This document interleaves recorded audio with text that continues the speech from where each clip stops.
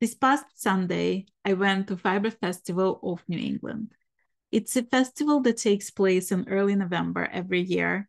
Next year, if you want to visit it, it's going to be November 2nd and 3rd in 2024. And it's in West Spring, Massachusetts. So it took me about an hour and a half to drive there.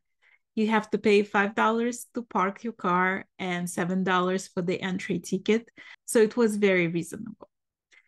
As you enter, they give you this brochure. And on the back of the brochure, you could see the schedule for both days, where they show all the events and book signings and presentations and workshops. So it's complete schedule for each day. And then on the other side, you see the map with the numbers for the vendors. And inside, there is a detailed list of the vendors. And you can see where you can find them. The best thing about this festival is it's all indoors, so you're not dependent on the weather. And you can just, because it's one big building, you can basically just zigzag through aisles and see all of your favorite vendors. And as I mentioned before, they have a lot of events happening throughout the day. So you can participate in some workshops or see some demonstrations or see the wool sharing, touch that fleece afterwards. They have places where you can buy fleeces. They also have food vendors and even wine tasting. So if you need that perfect bottle for your Thanksgiving table or hostess gift for somebody, there are plenty of local wines that you can taste and take with you home. Each bottle was $20, so it was a reasonable gift to take home with you. I knew from the beginning that I wanted to see a sheep shearing demonstration, so I came to that place a few minutes earlier just to grab a better seat, because that fills up real fast. A lot of people want to see how sheep are being sheared. There were also workshops on spinning, weaving, how to mend your own clothes for visible mending, the felting workshop, so a lot of things to choose from. You might have seen my episode about what happened at Woolen Folk when I talked to the vendors that participated in that festival. And if you haven't, you can look it up on my channel. But I wanted to visit some of those vendors because they were also at this festival. So I wanted to show my support and to just talk to them and see what they brought to that festival. What I noticed right away, that all the booths were very spacious. It was easy to walk in, out, touch the yarn, talk to people. You didn't feel like you stopping the traffic. The aisles were wide, so it was very easy to navigate. I'm going to show you some of the footage I took from there, and then I'll show you what I got from that festival. So stay tuned for that.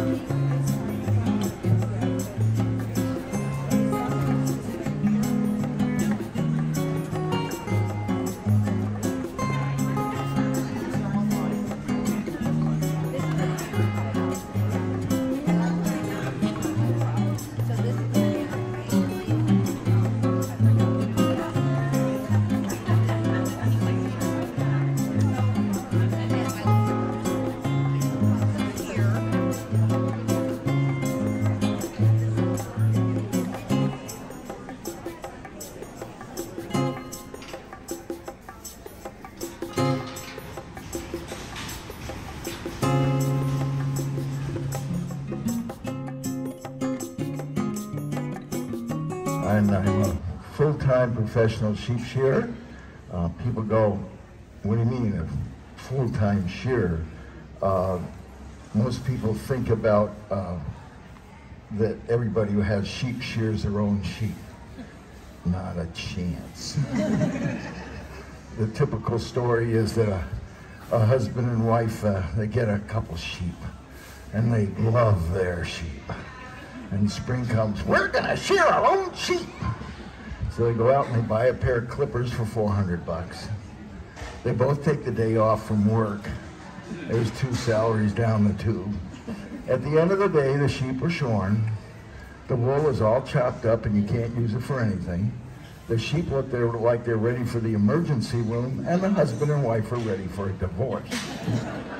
The next year, Andy, will you come shear our sheep for a used pair of clippers? Sure.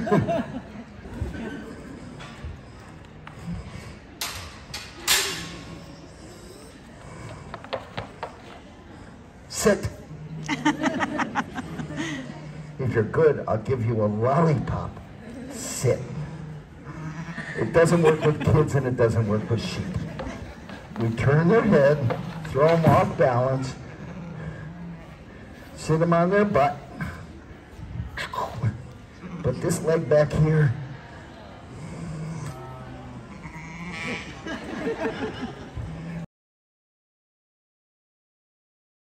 A little pressure, you can straighten things out. And now we start on the body of the sheep.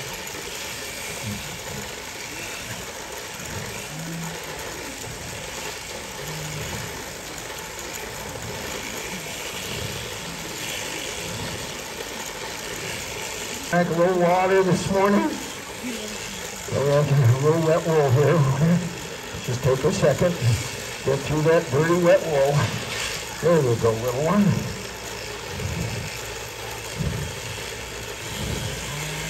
Okay. Got a tiny little nick on her neck. Hey, hey.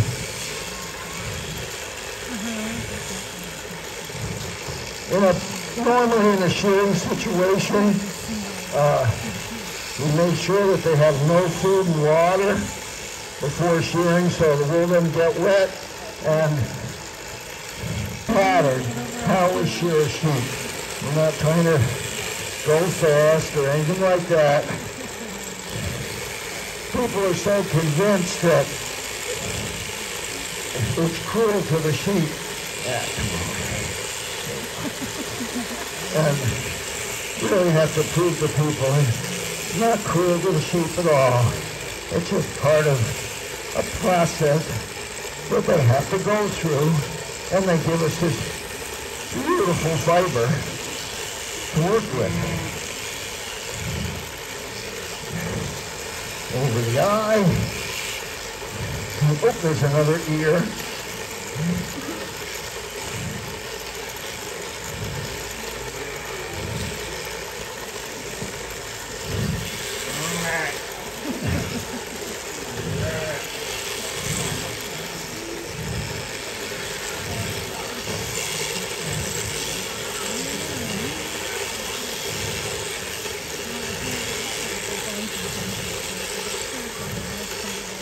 Now this is called the whipping side of the sheep. We're on the second side of the sheep, but if you notice, I'm in the same position I started in. I haven't changed position, the sheep has changed position. Get that junk off of there. There we go.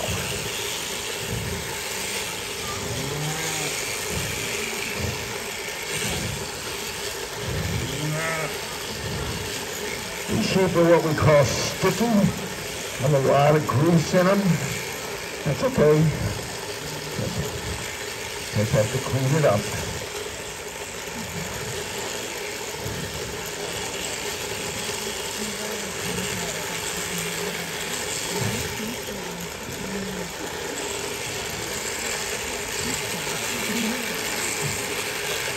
She's pointing her toes.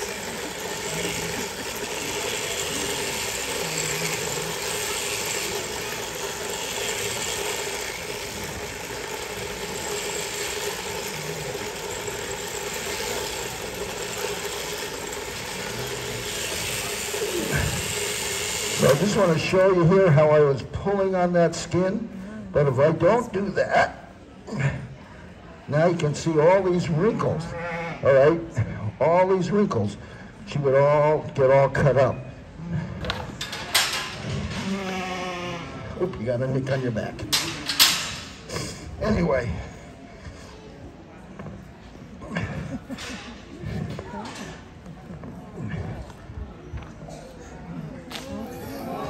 Usually, this one didn't quite lay out right, but you can see it's all one piece. We didn't tear it up.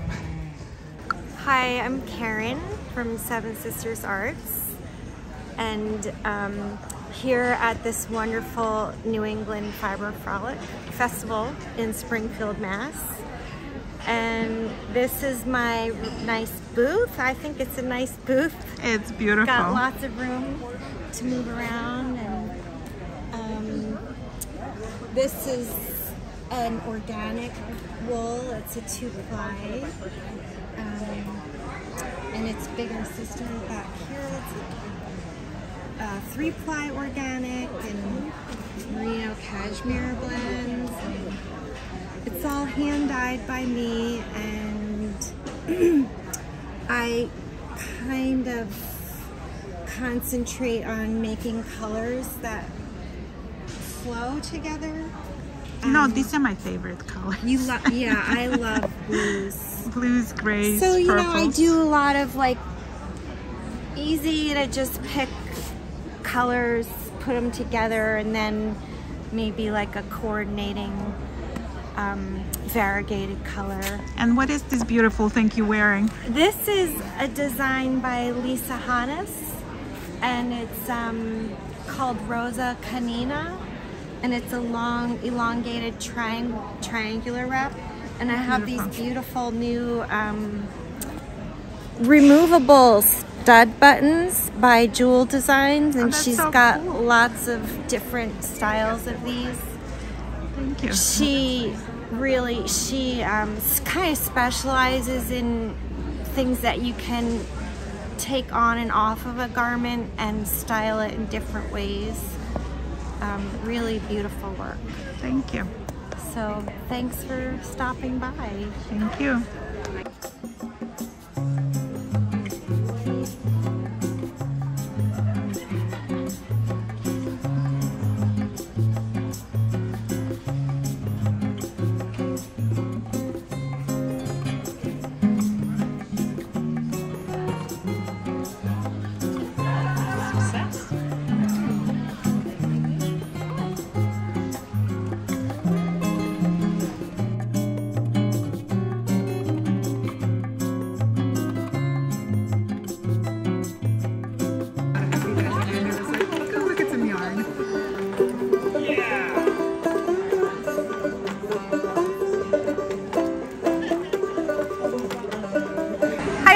I'm Tina from Tina's Toasty Toes.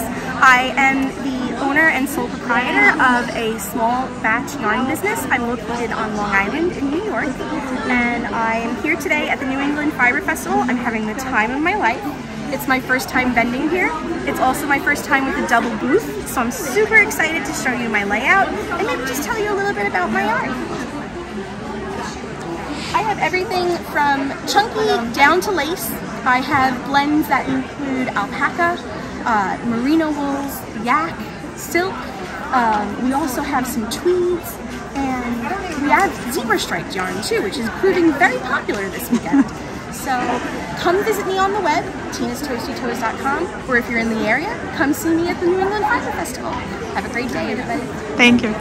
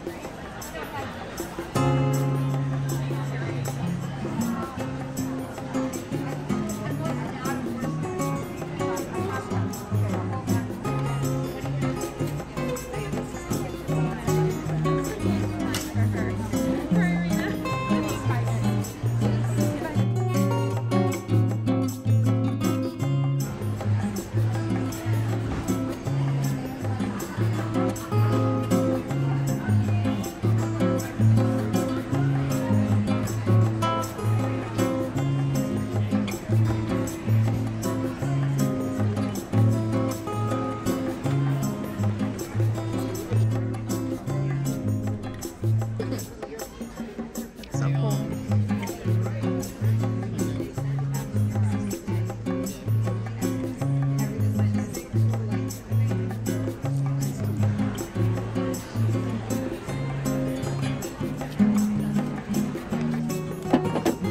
You want to wave? Sorry.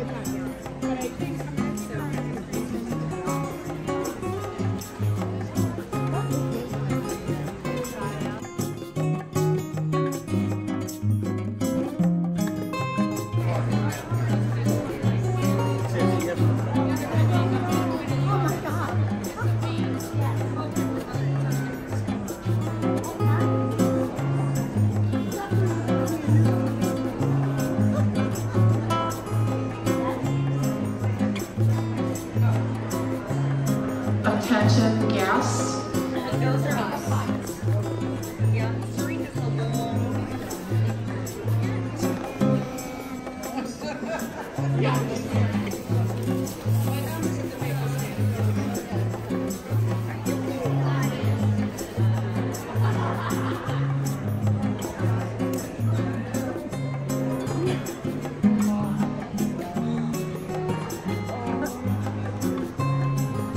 Go ahead, pat 'em.